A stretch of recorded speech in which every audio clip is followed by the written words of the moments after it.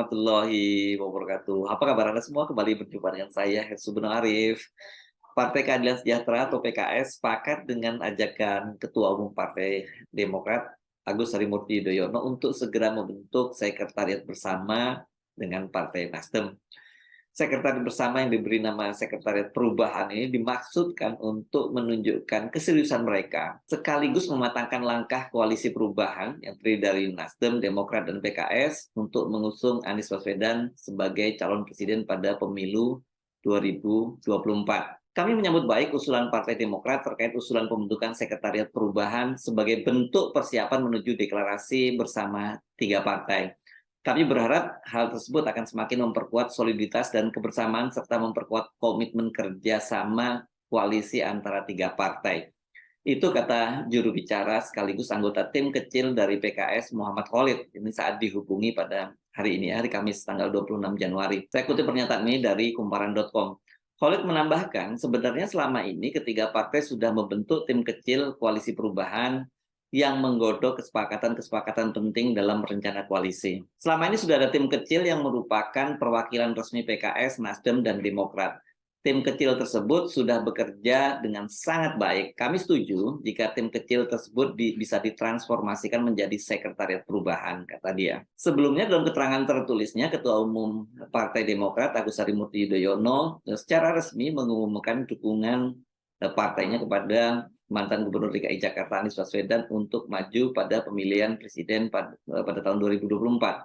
Dan AHY mengajak calon mitra koalisinya untuk segera membentuk sekretariat perubahan. Seperti juga dikatakan Khalid, AHY atau Agus Harimurti Yudhoyono menyatakan kerja tim kecil koalisi perubahan mendekati tahap final. Dari pertemuan intens yang dilakukan oleh partainya, Partai Nasdem dan Partai Keadilan Sejahtera bersama Demokrat selama 6 bulan belakangan, AHY menyatakan cukup bagi Demokrat untuk memutuskan pilihan penting dan fundamental menghadapi pemilu 2024 dan Pilpres 2024. AHY menyebutkan ketiga partai tersebut sudah satu pandangan untuk mendukung Anies sebagai bakal calon presiden. Adapun terkait bakal calon presiden sudah ada kesamaan cara pandang dari ketiga partai untuk mengusung Anies Baswedan sebagai baca pres. Menurut AHY, Anies Baswedan merupakan sosok yang dapat memberikan perubahan dan juga perbaikan. Bagi Demokrat, Mas Anies adalah tokoh perubahan dan perbaikan, ujarnya. Dengan keputusan Demokrat yang telah memastikan akan mengusung Anies sebagai calon presiden itu, sekarang tinggal PKS yang ditunggu-tunggu sikapnya. Namun sejumlah sumber yang dekat dengan Anies Baswedan dan juga mengetahui detail pembicaraan di tim kecil, pengumuman dari PKS itu kelihatannya tinggal menunggu waktu. Bukan berarti tidak ada perubahannya, tapi ini tinggal menunggu waktu lah gitu disebutkan.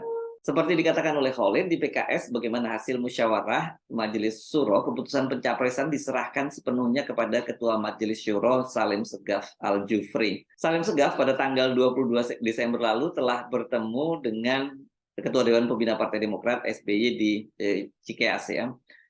Walaupun menyatakan pertemuan tersebut hanya bersifat silaturahmi dan katanya berbicara berbagai persoalan kebangsaan, tapi dapat dipastikan bahwa keduanya itu membahas secara serius pencalonan Anies Baswedan. Pengumuman keputusan Partai Demokrat mengusung Anies Baswedan disampaikan itu tidak lama setelah para petinggi Demokrat itu pertengahan bulan ini mengadakan semacam pertemuan terbatas ya di kampung halaman Pak SBY di Pacitan, Jawa Timur. Yang dikumpulkan adalah para kader utama partai dan mereka itu dikumpulkan dalam sebuah kegiatan yang dinamakan retreat atau retreatnya apa bahasa Indonesia-nya. Ada istilahnya berkhalwat atau merenungkan, berdiam diri di tempat yang sepi, merenungkan persoalan-persoalan sangat serius dan jauh dalam yang dalam situasi yang tenang dan jauh dari hiruk pikuk. Untuk koalisi, kami tetap mengupayakan agar koalisi perubahan bersama Nasdem dan PKS bisa segera terwujud secara resmi. Itu kata Sekretaris Majelis Tinggi Partai Andi Malarangeng kepada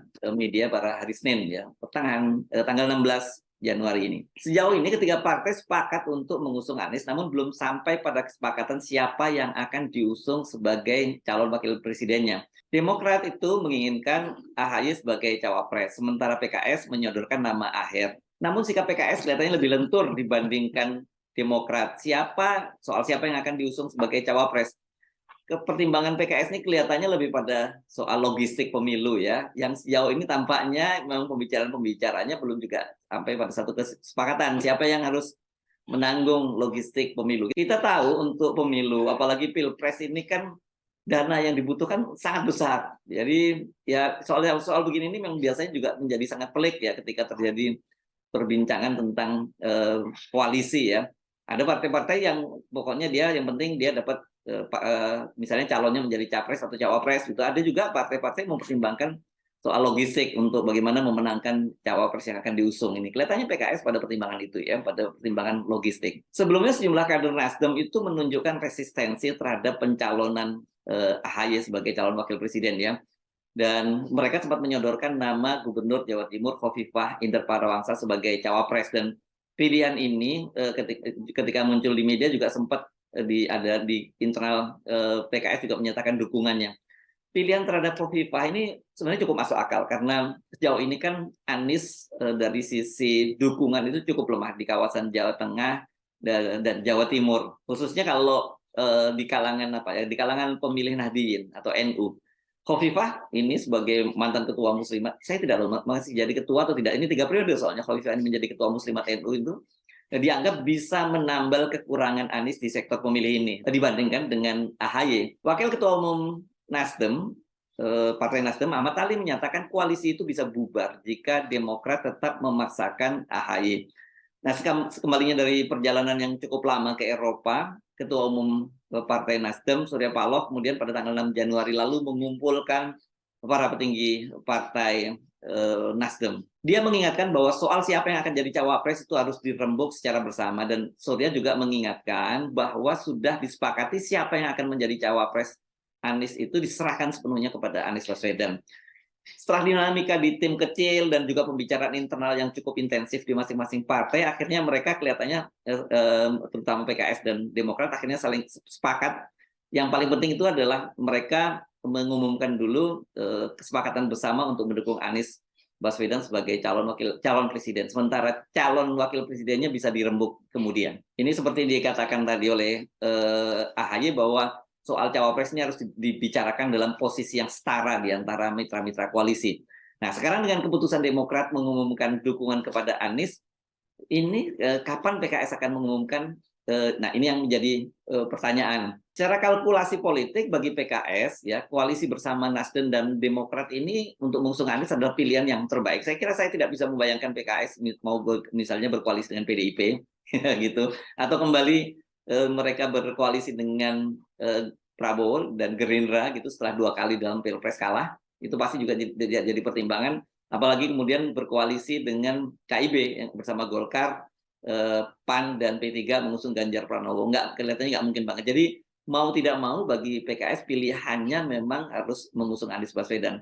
Dengan Demokrat ini, apalagi dengan Demokrat, PKS ini kan punya pengalaman yang cukup mesra lah, 2 kali berkoalisi pada 2 periode pemerintahan SBY, dan mereka juga masuk dalam pemerintahan SBY, termasuk Ketua Majelis Suro PKS sekarang ini, Salim Segaf Asjufri, ini kan pernah menjadi Menteri Sosial pada era pemerintahannya SBY. Sementara dengan Nasdem, kalau ini nanti jadi berkoalisi, ini merupakan pengalaman pertama berkoalisi setelah beberapa kali mereka berhadapan dalam kubu yang berbeda.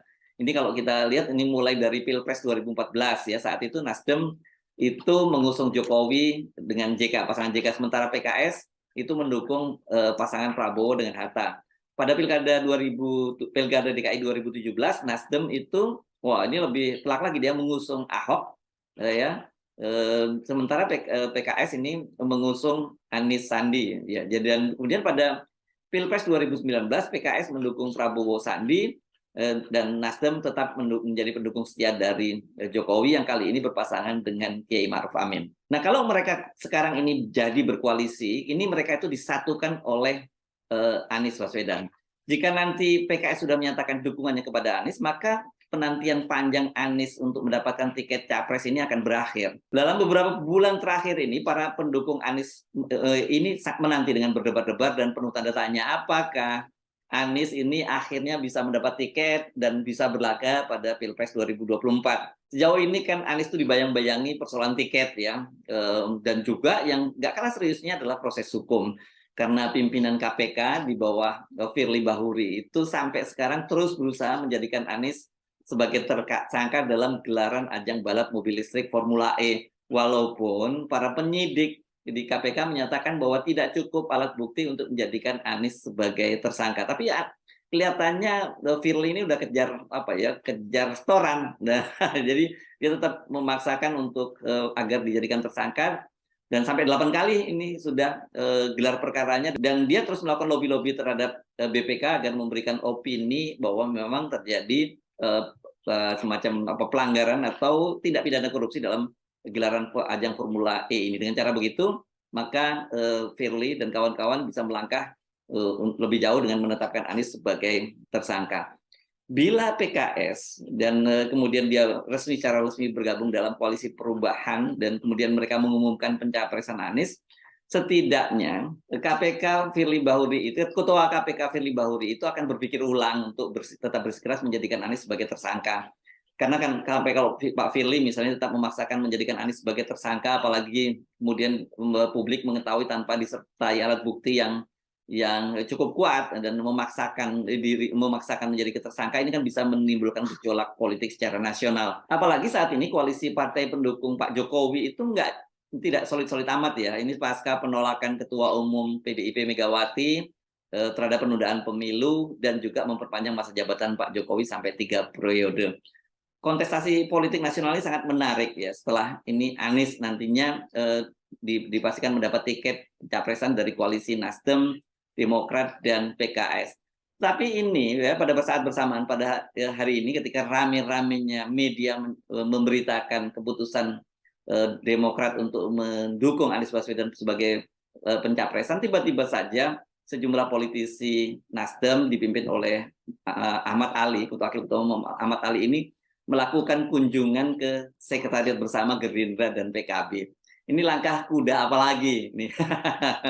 Jadi ini ya saya kira membuat para pendukung Anies kemudian sampai sekarang masih belum bisa menarik napas lega. Apakah akhirnya Anies Baswedan ini betul-betul mendapat tiket atau tidak? Kalau sekarang ini tadinya kan berpikir dengan Nasdem, dengan Demokrat menyatakan akan mendukung Anies Baswedan, kan tinggal menunggu PKS. Ternyata tidak. Ini setelah orang bertanya-tanya nih, ada apa kunjungan dari para petinggi Nasdem ke sekretariat bersama sekretariat bersama Gerindra dengan PKB, dan orang di lingkaran dekat Anies Baswedan saya kontak, dia menjawabnya secara bercanda bahwa ini hanya silaturahmi dan ini benchmark untuk membuat sekretariat bersama. Mudah-mudahan benar seperti itu. Saya Haris Munarif, sampai jumpa lagi. Wassalamualaikum warahmatullahi wabarakatuh.